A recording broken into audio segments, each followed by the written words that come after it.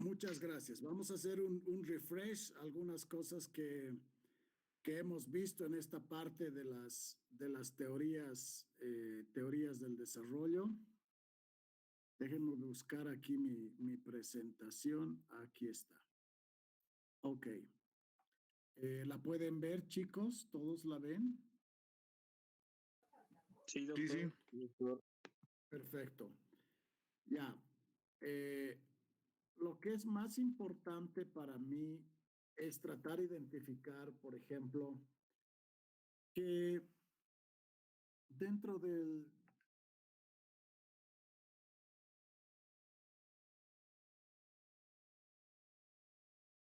dentro de las teorías en general que se conocen acerca del desarrollo, existen teorías que están vinculadas con factores internos y factores externos. Es decir, aquellos elementos y aquellos momentos centrales que tienen los países para poder desarrollar. Por ejemplo, los factores internos, según Clark, su teoría es de 1940, es decir, ya en plena Segunda Guerra Mundial, establece que los países deberían identificar.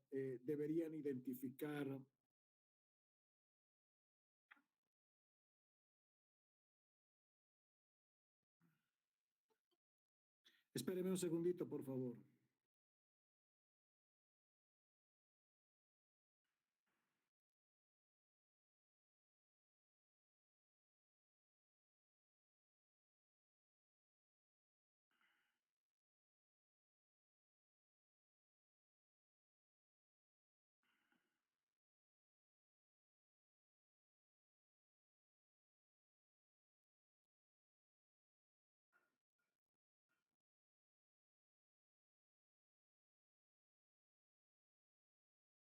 Ya. Entonces, Clark en 1940 decía que es importante la intervención del Estado, es importante la intervención de la administración gubernamental para impulsar el crecimiento de la industria. Clark pensaba que las economías nacionales a nivel interno deberían identificar sectores potencialmente importantes. Esos sectores potencialmente importantes establecerían básicamente las necesidades de los países. Sin embargo, el punto de vista de Clark no considera los aspectos externos o la ligazón con el contexto internacional. Entonces, el éxito de cada uno de los sectores está relacionado a la intervención del Estado. Entonces, una de las cosas que nos ponemos nosotros a pensar y nos ponemos a tratar de identificar es que, ¿qué pasa cuando los países no tienen mercado? Como en el caso boliviano, podemos potenciar los sectores y básicamente podemos potenciar los sectores, podemos identificar el apoyo, por ejemplo, a la cadena del vino en Tarija, a la cadena de la soya en Santa Cruz, en Cochabamba, a la cadena de la manufactura de jeans, etcétera. Pero sin embargo, a nivel interno no tienen mercado para poderse desarrollar. Eso básicamente la intervención estatal establece despilfarro. Y básicamente ese es uno de los aspectos que pasa en Bolivia.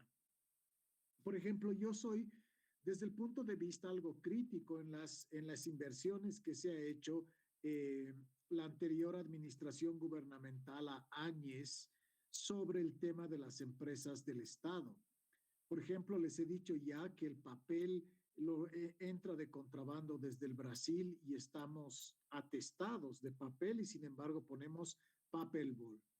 No hay industria y establecemos una fábrica de cartones, carton ball. Los cartones son para los envases y los empaques de las fábricas. Después, ¿qué se llama?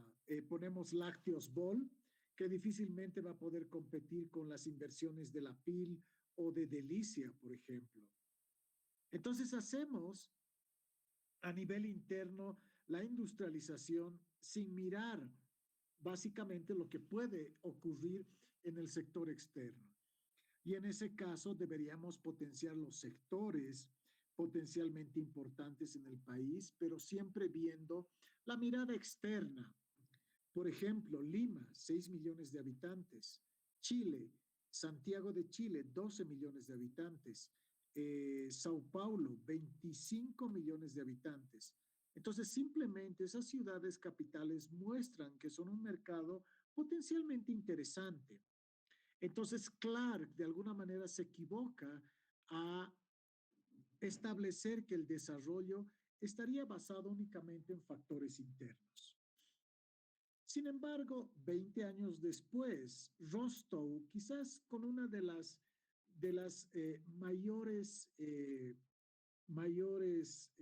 puntos de vista desde el punto de vista del desarrollo, establece que el desarrollo tiene un crecimiento lineal. Primero, establecemos una sociedad tradicional. Esa sociedad tradicional puede ser aquella sociedad dedicada a la agricultura. Se encuentra después en un periodo de transición, despega, pasa a la madurez y establece la suficiente estructura industrial para poder vender sus productos, estableciendo consumo en masa y para producción en masa para un consumo en masa. Esto puede ser más o menos similar a esa sociedad tradicional de 1952 en Bolivia. La etapa de transición lo dio la revolución del 52, en donde establecía básicamente un cambio de categoría del indio a campesino. Al ser campesino, debería dedicarse a la agricultura y sus productos agrícolas deberían industrializarse en ese despegue. Nos olvidamos básicamente que al campesino no le dimos títulos de su tierra. Consecuentemente, no pudo visitar las entidades de intermediación financiera como los bancos y al no poder generar crédito, se estanca su producción en una producción de autoconsumo. No llega a la madurez ni tampoco al consumo. Entonces, esas etapas del crecimiento lineal de Rostow no se aplican cuando existen quiebres en cada una de la etapa económica de los países. Y tenemos después de esas primeras teorías en los 40 con Clark, en los 60 con Rostow, otras teorías acerca del subdesarrollo establecidas básicamente en factores externos. Los factores internos, por ejemplo, Clark decía que debemos desarrollar sectores. Rostow también es una teoría de factores internos. El crecimiento y el desarrollo es lineal. Pero existen otras teorías que dicen que hay factores externos con postulados más antiliberales que expresan que por la influencia de los países a nivel externo estamos rezagados. Ahí vemos las teorías estructuralistas, de alguna manera podemos identificar Myrdal, podemos Previs, Furtado y otros economistas acerca del crecimiento acumulativo o las relaciones centro-periferia.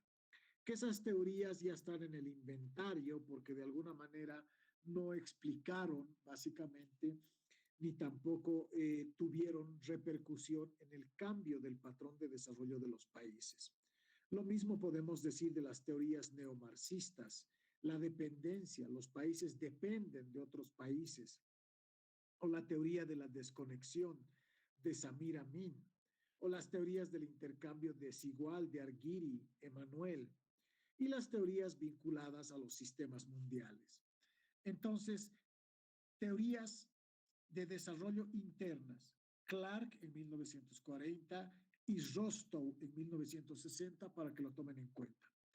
Teorías del desarrollo de factores externos, las estructuralistas, las neomarxistas y la de los sistemas mundiales, para que vayan tomando en cuenta. En 1950, una década después a Clark, existe una teoría del desarrollo basada en factores externos. Igual, al igual que Clark, estamos hablando casi después de la Segunda Guerra Mundial, donde los países estaban devastados, entonces requerían de alguna manera una intervención estatal importante para identificar áreas deprimidas en donde existe una ausencia del capital, infraestructuras deficientes, recursos humanos naturales, etcétera, influir para que esas áreas deprimidas identifiquen sus ventajas corporativas y inviertan en recursos humanos con capital financiero e infraestructura para convertirse en áreas desarrolladas. Entonces, Myrdal dice, la teoría del crecimiento de alguna manera es circular y acumulativo. En la medida que convertimos las áreas deprimidas en desarrolladas, tenemos que tomar en cuenta los diferentes capitales, capital humano, capital financiero, capital productivo e infraestructura. Entonces, es importante tratar de identificar que para Myrdal en 1950 esos factores y esos elementos son centrales. ¿Y cuál es su teoría? Teoría del desarrollo, basada en factores externos. Es decir, cómo externamente el recurso humano, el capital financiero y productivo y la infraestructura influyen internamente en las áreas rezagadas. Básicamente, ese es el concepto. Tenemos otras teorías basadas en factores externos y fundamentalmente son las teorías de las dependencias y hemos visto Previch 1949, Amin el 73 y Furtado en el 74. Estas teorías basadas en factores externos, parte 2, indican que el crecimiento no es lineal.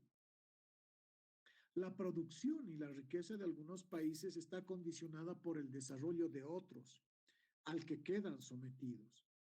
Las relaciones comerciales benefician a unos en perjuicio de otros. El modelo centro-periferia de alguna manera describe la relación entre la economía de los países centrales, los países que son prósperos como Alemania, Estados Unidos, autosuficientes, y la de los países periféricos débiles y poco competitivos. Entonces, el subdesarrollo es generado por el propio proceso de desarrollo y no es así. Yo creo que estas teorías, de alguna manera, se han quedado estancadas en el tiempo. Entonces, es muy importante tratar de ver que el crecimiento y el desarrollo de los países está vinculado fundamentalmente al trabajo y al esfuerzo que le ponen las economías. También está vinculado a no despilfarrar recursos, establecer un gasto de calidad. La calidad del gasto es importante.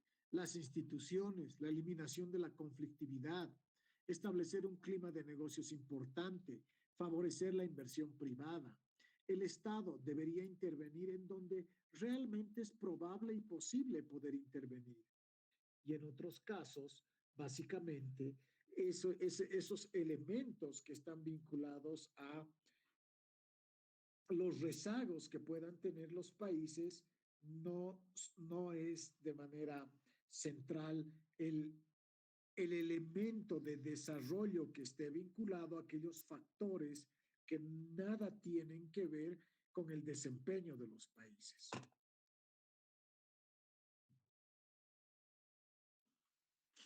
Entre 1950 y 1960 establecieron las teorías a partir de otros enfoques, por ejemplo, lo geográfico. ¿Por qué para países, digamos, cercanos a los puertos de exportación es más fácil conseguir su desarrollo? ¿Por qué países como Bolivia, que se encuentran en el centro del continente y no tienen una conexión con los centros de exportación porque su infraestructura es deficiente, le ha costado más desarrollarse? Entonces, estas teorías que toman en cuenta lo espacial o lo geográfico es muy importante. Y aquí, básicamente, estas teorías sobre el desarrollo tratan de buscar aquellas teorías y polos de desarrollo formuladas por Pigou en 1955 o Vaudeville en los años 60. Entonces, básicamente en la administración gubernamental del dictador Hugo Banzer Suárez, se estableció las corporaciones de desarrollo basadas en esta teoría.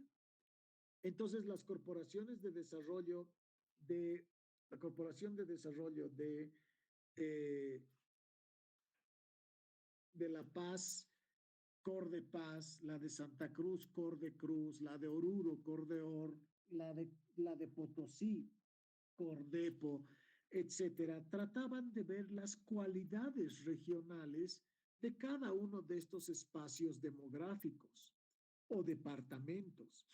Entonces, estos polos de desarrollo tendrían que dedicarse, según estas teorías de Pigou y Vaudeville, a especializarse en aquellas actividades en las que son potencial geográfica y espacialmente competitivos.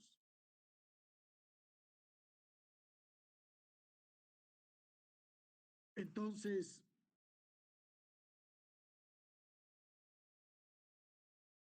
por ejemplo, en Tarija, aquellas características de valle que tiene para el cultivo y la cultura eh, del vino, por ejemplo. O en Santa Cruz, la parte de la soya, maderas, manufactura de maderas. O, por ejemplo, las cualidades que se pueden encontrar en Chuquisaca. Si vemos la experiencia para el caso de Bolivia, el ejemplo más claro acerca del éxito que tuvieron las corporaciones de desarrollo fueron las plantas industrializadoras de leche. Las PIL nacieron en la época de los 60, 70 con las corporaciones de desarrollo y trataron de cambiar y ser importantes en términos de los polos de desarrollo. Sin embargo, otras iniciativas como Fambiplan y otras que estuvieron a lo largo de la historia económica de Bolivia no tuvieron éxito. Entonces, aquí es importante inversión, aquí es importante el giro del negocio. Estamos hablando de la leche y sus derivados, que son productos de consumo masivo y que son importantes para el desarrollo del país, fueron importantes y perduraron básicamente esas actividades hasta el día de hoy. Entonces, básicamente Pirú en el 55, Hirschman en el 58 y Vaudeville también en el 58, establecen que esos polos, esos centros, van a tener y van a hacer crecimiento hacia otros sectores y a otras actividades importantes. En la primera etapa está la etapa de la concentración de la inversión en una rama industrial. Entonces es ir al departamento, a ese sector importante y concentrarse en invertir en una rama industrial específica. La segunda etapa es tratarla de cambiar desde un centro de difusión del crecimiento hacia otros sectores. La etapa tercera básicamente está vinculada al crecimiento económico y hacia aquel hinterland o factor o benchmark más cercano. Y después la etapa de difusión hacia el resto de la región. Ahí tenemos básicamente los centros y los polos de desarrollo que básicamente gatillan y están relacionados con otros sectores. Entonces, en los años 70, algunos economistas heterodoxos apostaron de alguna manera por una economía mixta, por una mayor solidaridad internacional. Un nuevo orden económico internacional en los años 70 se estaba instaurando y las necesidades acerca de ver el medio ambiente como un elemento central e importante, ecológico y de desarrollo, dará lugares a otras teorías sobre el desarrollo vinculadas como endodesarrollo o ecodesarrollo. Entonces, esta siguiente etapa de teorías del desarrollo están vinculadas a aquellas teorías verdes, aquellas teorías que de alguna manera tratan de buscar no solamente el crecimiento y la industrialización y el desarrollo de los países, también trata de buscar la sostenibilidad ambiental, porque ustedes sabrán, una economía que crece, se dedica a la industria, genera un pasivo ambiental de las actividades económicas que desarrolla. En el caso de la minería, hidrocarburos, las fábricas que tienen desechos, los generadores nucleares que dan energía, etcétera. Entonces, las preocupaciones por el medio ambiente sano y limpio también están vinculadas a esos elementos que los países deben tomar en cuenta a partir de un modelo económico y ecológico.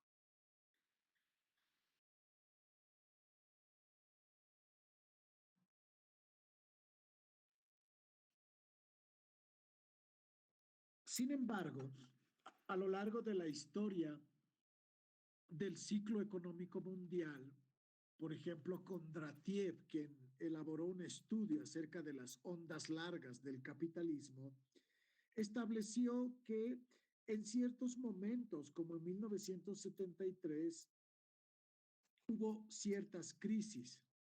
Básicamente, estas crisis hacen, cuando se presentan en los países, que se abandonen los planteamientos sociales y ecológicos y nuevamente se dediquen a procesos de capitalismo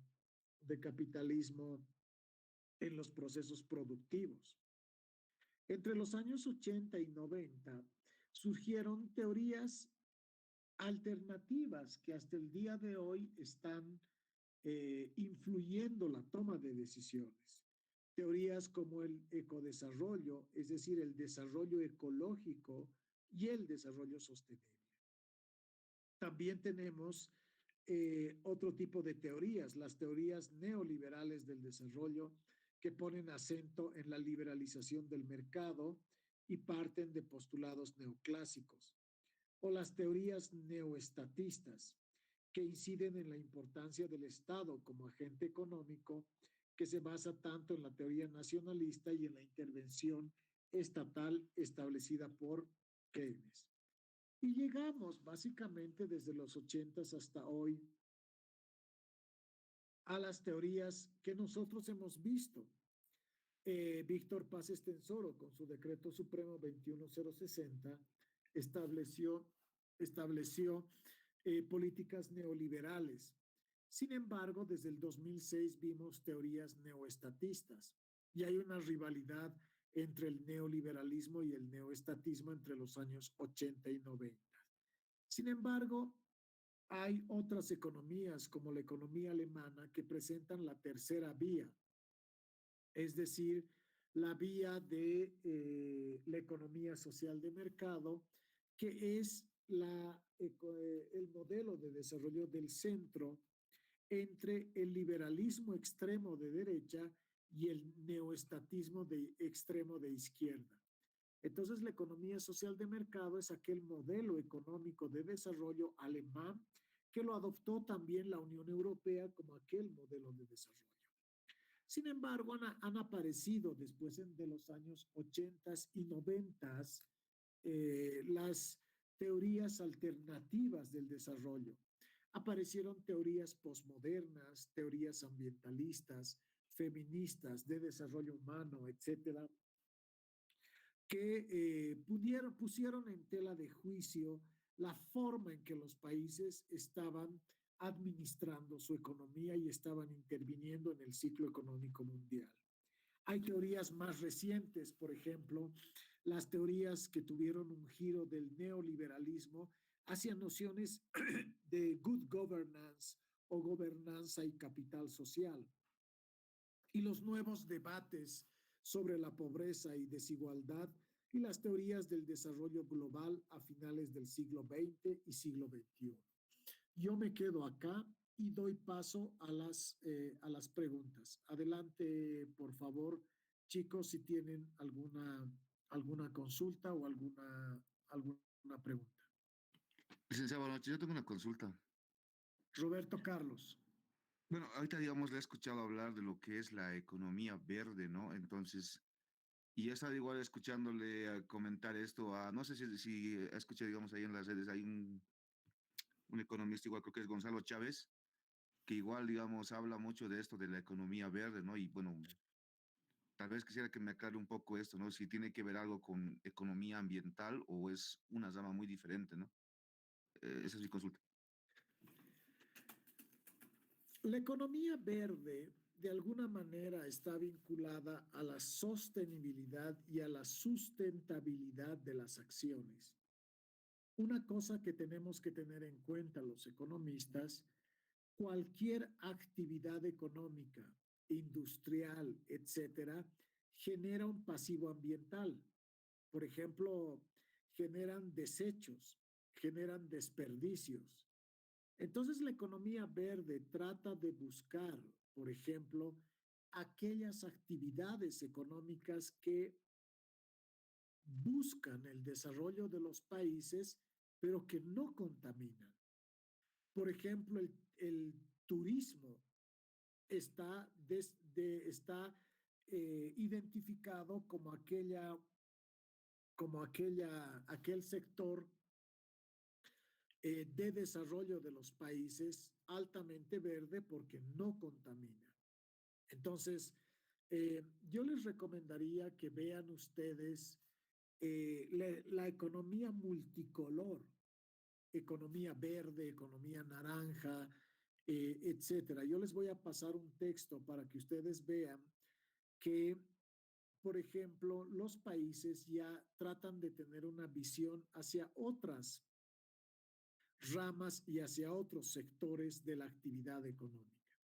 Entonces, dedicarse a actividades que no contaminan, no sacan desperdicios, por ejemplo, turismo, es la denominación de economía verde. ¿Alguna otra consulta más? Dice, yo tengo una pregunta. Edson. Dice, se mencionó que cuando se habla de la industrialización, no se toma en cuenta lo que viene después, como el problema de ser competitivos y que esos productos sean demandados. Así que mi pregunta es, ¿solamente se debía industrializar cuando estemos seguros que el producto final será competitivo desde un principio de las operaciones? Querido Edson, has tocado una pregunta muy importante y para eso, digamos, la preparación y evaluación de proyectos es altamente importante en este caso. Casi todas las inversiones que se han realizado en la etapa de la bonanza en proyectos ni siquiera tenían el proyecto a diseño final. Simplemente yo, ya, hoy día voy a invertir en cartón, voy a hacer mi empresa de cartón, voy a invertir en leche, mi empresa de leche, etcétera. Lo que estoy diciendo, Edson, es para que tu inversión tanto pública, si es que invierte la administración gubernamental, o privada, si es que en los privados invierten, debe estar basada en estudios de localización, en preparación y evaluación de proyectos para minimizar el fracaso de esa inversión. Eso es lo que estoy mencionando. O sea, obviamente existen tres elementos y tres escenarios donde se realiza la inversión y eso ustedes lo han visto en preparación y evaluación de proyectos. Tomamos la decisión bajo condiciones de certeza, riesgo e incertidumbre. Entonces, si invertimos, por ejemplo, en sectores como minería e hidrocarburos, son altamente riesgosos. O sea, la incertidumbre y el riesgo están asociados a la inversión de esos sectores. Básicamente porque puedo yo encontrar oro, plata o cualquier mineral importante en una mina. Sin embargo, es muy difícil saber efectivamente cuánto yo voy a explotar del mineral. Es incierto.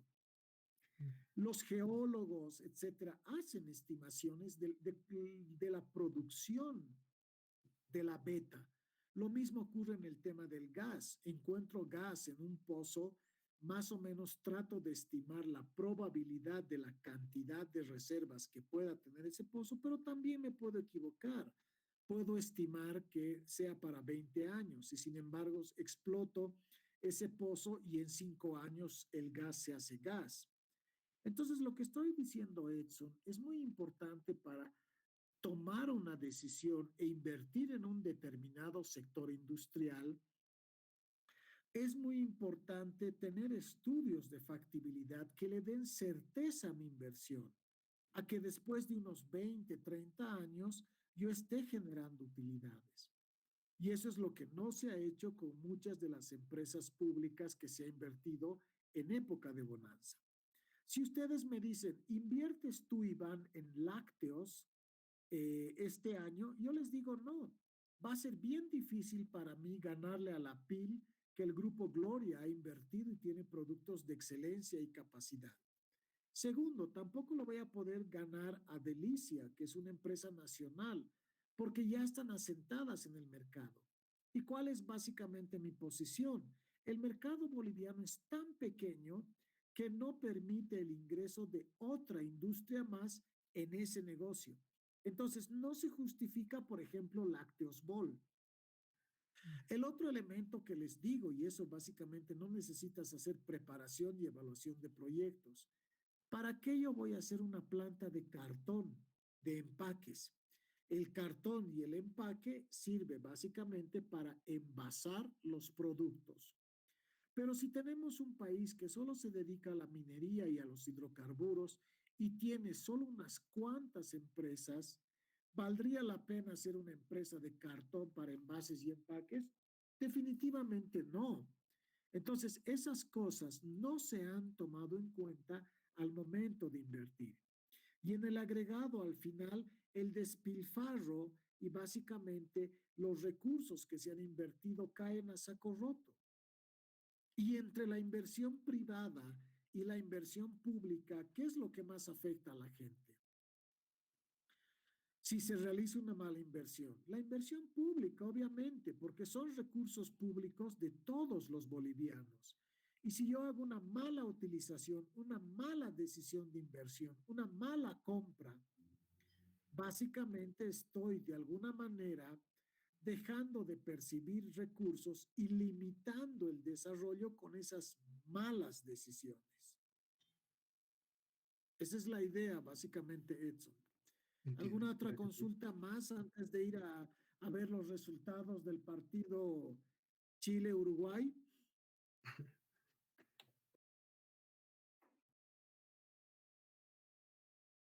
José Manuel,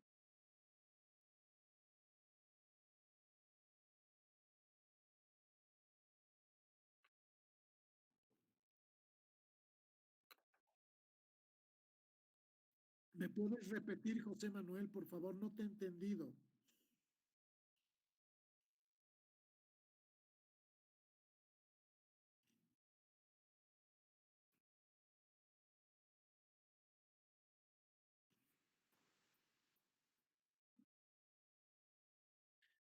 Es algo similar, estimado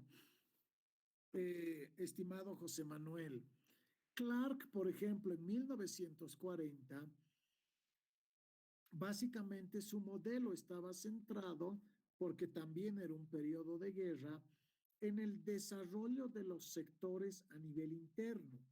Entonces, la característica de Clark básicamente era tratar de establecer su teoría del desarrollo a partir de factores internos, potenciar los sectores, sector 1, sector 2, sector 3, utilizar los postulados keynesianos de intervención estatal y básicamente buscar el desarrollo cuando los sectores internos de una economía, los sectores industriales, sectores económicos, desarrollase en el país.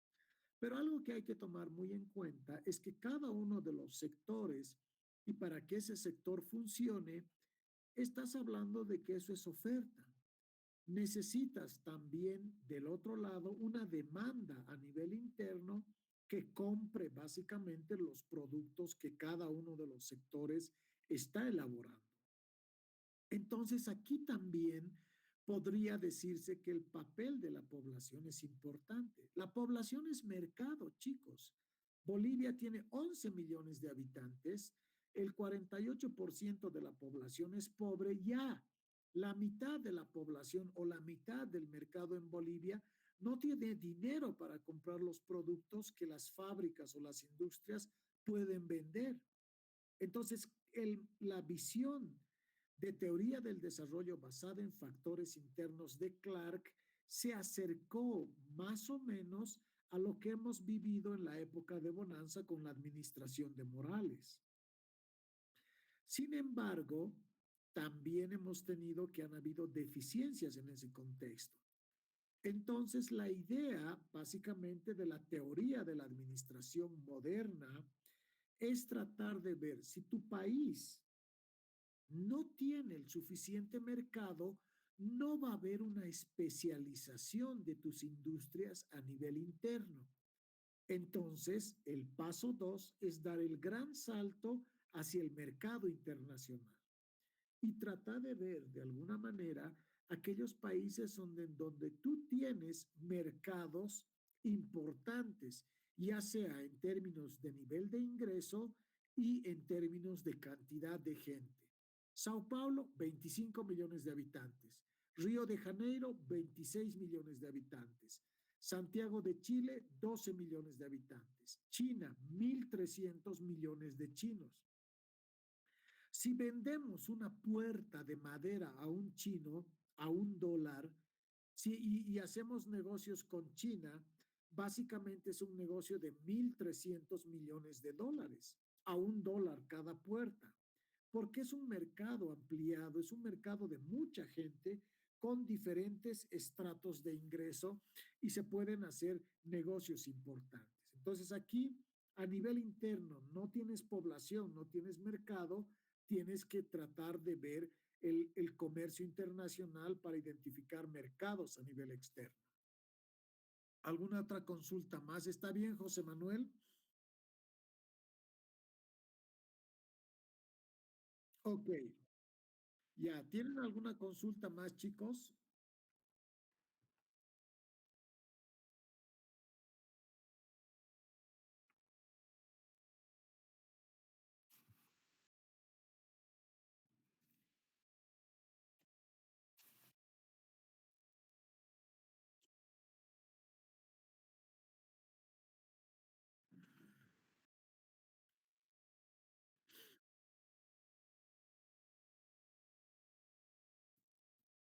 Aquí la apuesta a la demanda interna es tratar de ver aquellos sectores en donde nos podemos especializar a nivel interno. Si realizamos, por ejemplo, empresas que realicen venta de celulares, tabletas o teléfonos, por ejemplo, como era la empresa que se creó Kipus, ustedes van a comprar el teléfono nacional o van a comprar el Samsung que están manejando o el iPhone que han comprado por un tema de tecnología, etcétera? Obviamente van a comprar el producto que viene del exterior porque básicamente las empresas que proveen esos productos ya tienen una curva de la experiencia. Entonces, para dinamizar la demanda interna, básicamente es que la oferta esté vinculado a aquellos productos que la demanda va a querer, va a poder adquirir. Los agronegocios o los productos relacionados con la agroindustria serían un camino, pero también se tiene que ver las particularidades especiales de la población en términos de ingreso. Es bien complicado en el caso de Bolivia porque la mayoría de las personas en nuestro país cuenta con ingresos medios bajos, bajos, bajos. Entonces, por ese lado es algo complicado, pero no imposible. ¿Alguna otra consulta más, señores? Ok, yo les pido, por favor, que hoy día y mañana le dediquen a revisar este documento porque el día sábado vamos a tener control de lectura y realmente lo analicen y lo vean.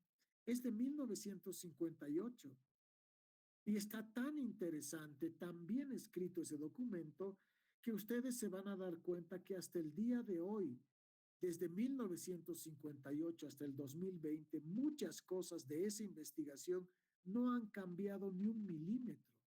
Entonces, ese es el espíritu de invitarlos a esa lectura para que se den cuenta cuáles son las debilidades y las deficiencias del desarrollo en Bolivia. Bueno, ahora vamos a ver los resultados de la clasificación al mundial y nos vemos el día sábado. Buenas noches, chicos. Listo, doctor. Buenas noches, doctor. Buenas noches, doctor. Buenas noches. Doctor. Hasta luego, doctor. Buenas noches. Hasta luego, doctor.